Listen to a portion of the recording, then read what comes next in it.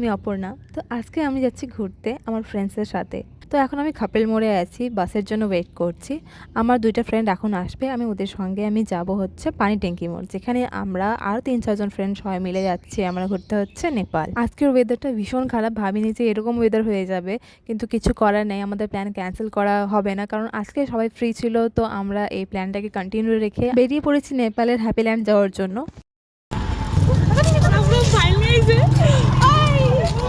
আমাদের শুধু এন্ট্রি করার জন্য আধার কার্ড লাগবে, কিন্তু বাকি ২ টা ফ্রেন্ড ফাইল নিয়ে এসছে, ওই জন্য হাসাহাসি হচ্ছে। আমরা সবাই আগে পানি ট্যাঙ্কিতে পৌঁছে একসঙ্গে দেখা করে নিলাম। তারপর এখন আমরা কিছু দূর হেঁটে যাব, কারণ সামনেই আছে আর্মি, যেখানে ওরা আধার কার্ড চেক করবে আমাদের, তারপর নেপালে এন্ট্রি দেবে। তো এখন আমরা টোটো নিয়ে যাচ্ছি বাস স্ট্যান্ডে। তারপর বাসে করে আমরা যাব হচ্ছে নেপালের হ্যাপিল্যান্ড পার্কে। আর বাসে ভাড়া নিয়েছিল আমাদের হচ্ছে পার পার্সন 50 টাকা ইন্ডিয়ান কারেন্সিতে। ठंडा लगता है ना मैं पूरा पैक हो गई हूं इस पूरा ठंडा ना অনেক ঠান্ডা লাগছে আমাদের এটা ঠান্ডা কম এখানে ঠান্ডা হয়েছে পিঙ্কি তো এখন আমরা বাসে উঠে গেছি আর উঠে খাওয়া দাওয়া শুরু করে দিয়েছি, কারণ বাড়ি থেকে কিচ্ছু খেয়ে আসেনি সকালে।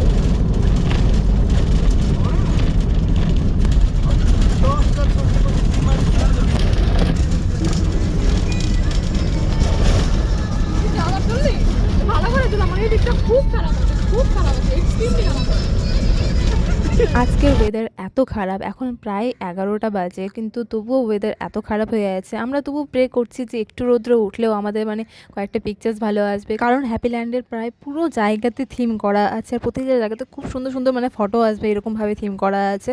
তো অবভিয়াসলি রৌদ্র থাকলে ফটোগুলো ভালো আসে, দেখতে ভালো লাগবে। তো আমরা তো ওখানে মজা করার জন্য যাচ্ছি, প্লাস ফটোও তুলবো এটা ভেবে রেখেছিলাম, কিন্তু এত যে ওয়েদারটা বাজে একটা ফটোও ভালো আসবে না আমাদের। নেপালের বাস স্ট্যান্ড থেকে আমাদের ড্রিমল্যান্ডে পৌঁছাতে অনেক সময় লেগেছিলো, প্রায় 1.5 থেকে 2 ঘন্টা সময় লেগেছিল। আর কিছুক্ষণ তো আমরা জ্যামের মধ্যেও ফেসেছিলাম। তো এখন কিছুক্ষণ বাস দাঁড়িয়ে আছে, জানি না কেন কী কারণে দাঁড়িয়ে আছে। তো অনেকক্ষণ বাস দাঁড়িয়েছিল, ততক্ষণ আমরা মজা করছিলাম, ফটো তুলছিলাম, ভিডিও বানাচ্ছিলাম, আর এই কয়েকজন মিলে আমরা ঘুরতে গেছিলাম। আমি আমার কলেজ লাইফ আর ইউনিভার্সিটি লাইফে সব থেকে বেশি মজা করেছি। আমি এই ফ্রেন্ডসগুলোর সঙ্গে অনেক জায়গাতে ঘুরলাম। আমি ত্রিবেণীও ঘুরতে গেছি।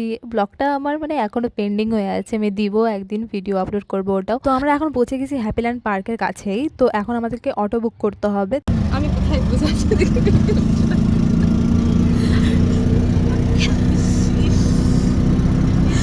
পুরো ফ্যামিলি ট্রিপ মনে হচ্ছে। এখান থেকে পায়ে হেঁটে 5 থেকে 7 মিনিট লাগবে। যাদের চেনা আছে ওরা যেতে পারবে, আর আমাদের তো চেনা ছিল না, তো আমরা গাড়িতে করে গেছি। আর এখানে 20 টাকা করে নিয়েছে, আর আমাদের মনে হয় আমাদের ঠকে নিয়েছে, কিন্তু কিছু করার নেই। নেপালে পুরো জায়গাতে এরকমই চলছিল। 35 টাকা। আমরা এত তাড়াহুড়োতে এসেছি যে কোনো স্ন্যাক্স আইটেম নিয়ে আসা হয়নি। তো ভাবলাম এখানে কিনে নেব, কিন্তু এখানে 20 রুপিস কুরকুরে দাম বলছে হচ্ছে 35। তো এত টাকা দিয়ে থই না কেনা যায়। তো যাই হোক, আমরা না কিনে ভিতরে ঢুকে গেলাম। ভিতরে ঢোকার জন্য টিকিট করতে হয়, তো বাকি সবাই টিকিট করছে। আর এখানে আমরা 2 জন মিলে আমি আর পিঙ্কি মিলে ফটো তুলছিলাম একটু। তো এখানে ফটো তোলার পর আমরা এন্ট্রি করলাম। এন্ট্রি টিকিটে আমাদের 2টো দোলনা ইনক্লুড ছিল। একটা হচ্ছে ফেরিস হুইল, ওই দোলনা, আর একটা হচ্ছে কলম্বাস, যেটা হচ্ছে নৌকাতে করে দোলায়। আর কলম্বাসটা কি আমার জানা ছিল না, তো যারা জানে না তাদের উদ্দেশ্যেই শুধু আমি বলে দিলাম এটা কোনটা কি। আরও অনেক কিছু ছিল এখানে, যেগুলোর জন্য এক্সট্রা টাকা পেইড করে তারপর ওগুলোতে যাওয়া যায়। তো এখানে আমরা এক্সট্রা টাকা কোনো দিইনি, কারণ এখানে তো নতুন, আমরা প্রথমবার আসলাম, তো দেখি কীরকম কি হয়। এমনিতে আমাদের এন্ট্রি টিকিটে 2টো দোলনা আছে, ওটাতেও আমরা যেতে পারবো কিনা, কারণ পার্কটা অনেক বড়, ঘুরতে অনেক সময় লাগবে। তো তাই আমরা এক্সট্রা কিছু আর নেইনি।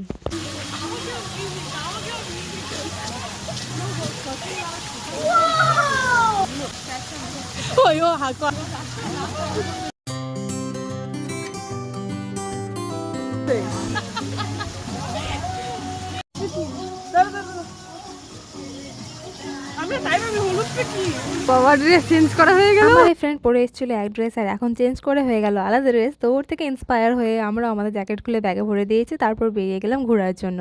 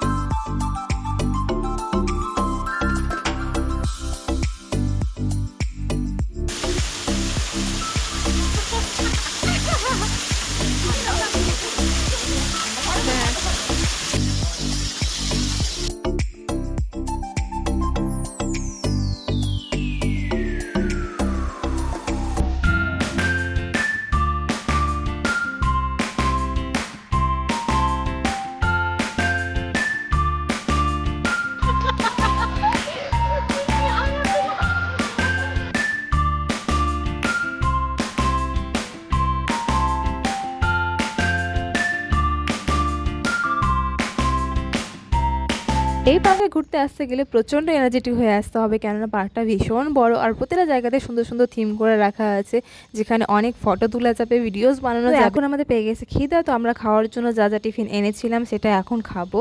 তো আমার এক বান্ধবী এনেছিল পিঠে পুলি, আর একজন এনেছিল লুচি আর সবজি, আর আমি এনেছিলাম হচ্ছে পোহা, চিড়ার পোহা। তো সবগুলো মিলে আমরা এখন খাওয়া দাওয়া করলাম। খাওয়া দাওয়া করে কিছু কিছু জায়গা ছিল যেগুলো আমরা এখন ঘুরবো।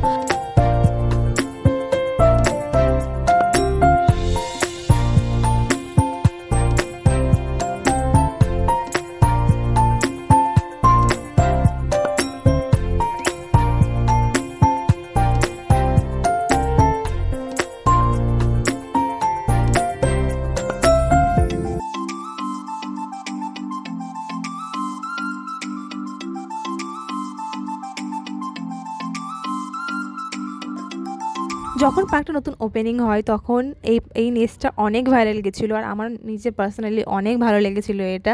মানে অনেক থিম ছিল সুন্দর সুন্দর, কিন্তু এটা আমার সবথেকে বেশি পছন্দ হয়েছে।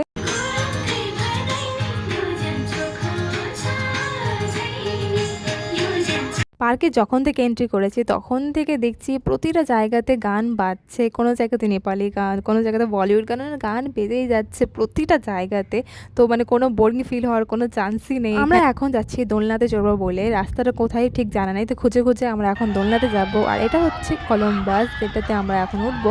আর এটাতে উঠে একজনের অবস্থা তো প্রচণ্ড খারাপ হয়ে গেছিলো। আর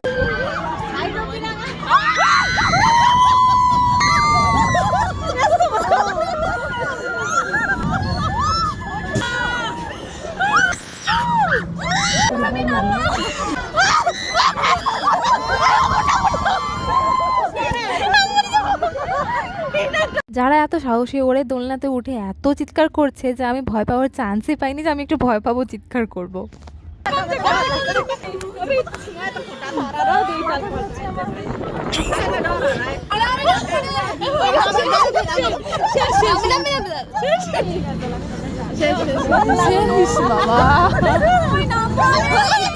আমার এই দুই ফ্রেন্ড আর দোলনাতে উঠবে না বলে দিল, আর বাকি দুই ফ্রেন্ডকে খুঁজে পাচ্ছি না। তো আমি আর বিশাখা সবাইকে ছেড়ে এই সেকেন্ড দোলনাতে চলে আসলাম চড়বো বলে, আর আমরা উঠে অনেক মজা করেছি।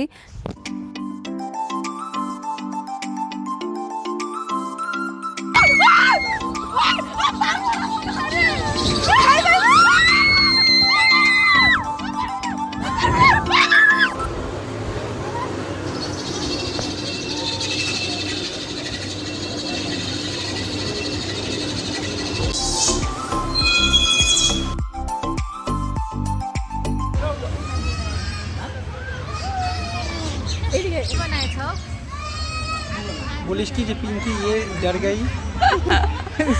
পিঙ্কি দোলনাতে উঠতে ভয় পায়, তার জন্য ওকে ছেড়ে আমরা দোলনাতে চড়ে গেছি, আর ও আমাদেরকে দেখে মজা নিচ্ছিল।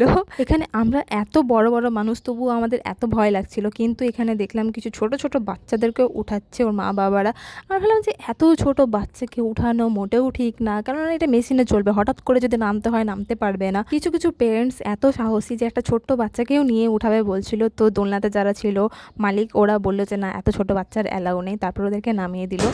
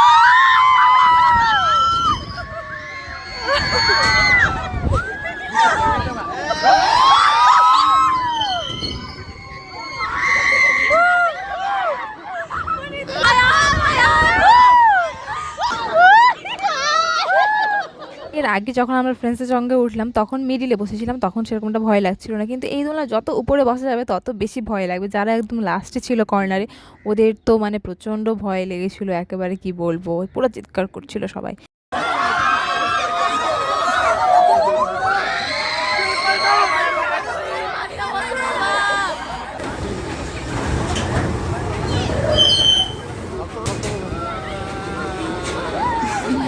এখন ফাইনালি আমরা বাড়ি যাচ্ছি। আমাদের হাতে যদি সময় থাকতো আমরা আরও ঘুরতাম, কিন্তু বাড়ি যেতে অনেকটা সময় লাগবে, তাই তাড়াতাড়ি করে আমরা বেরিয়ে গেলাম। এখানে আসলে কিন্তু পার্সোনাল গাড়িতে যদি আসা হয় তাহলে কিন্তু খরচটা কম, শুধু মানে তেলের খরচটা লাগবে। আর এমনি যদি আসা হয় তো মানে অনেক বার্গেনিং করতে হয়। আমরা যে এখান থেকে বাড়ি যাব তো মানে অনেক টাকা আমাদের লস করে যেতে হয়েছিল, কারণ গাড়ি পাচ্ছিলাম না, অনেক রাত্রি হয়ে যাচ্ছিল, তাই আমাদেরকে অনেকটা বেশি টাকা দিয়ে আমাদেরকে বাড়ি যেতে হয়েছিল। মানে অ্যাকচুয়াল যেটা দাম ওর থেকে বেশি টাকা দিয়ে আমাদেরকে বাড়ি যেতে হয়েছিল। বাট হ্যাঁ, এখানে এসে অনেক মজা করলাম, অনেক ঘোরার জায়গা ছিল, অনেক মজা করেছি। আর আমার ফোনের ব্যাটারি তো কখনোই শেষ হয়ে গেছে, এটা আমি ফ্রেন্ডসদের ফোন দিয়ে এখন আমি ব্লগ করছি। আই এই অবস্থা আমাদের। তো আমরা পার্ক থেকে ডিরেক্ট বাস স্ট্যান্ডের একটা গাড়ি বুক করেছিলাম। তো আমরা এখন চলে এসেছি নেপালের বাইরে। আর আমার তো মানে ফোন অফ হয়ে গেছিলো, আমার ফ্রেন্ডের ফোনে বারবার কল আসছিল আমার বাড়ি থেকে। তো ফাইনালি জানালাম যে আমরা ঠিকভাবে পৌঁছে গেছি। আমাদের তো প্রচণ্ড খিদা পেয়ে গেছিলো, তো এখন আমরা রোল, মোমো, চাউমিন এইসব খাবো, খেয়ে তারপর বাড়ি যাবো। তো আমি আমার ব্লগটা এখানেই শেষ করলাম, আবার দেখা হবে অন্য কোনো ব্লগের সাথে। তো ততক্ষণের জন্য bye bye, thank you for watching.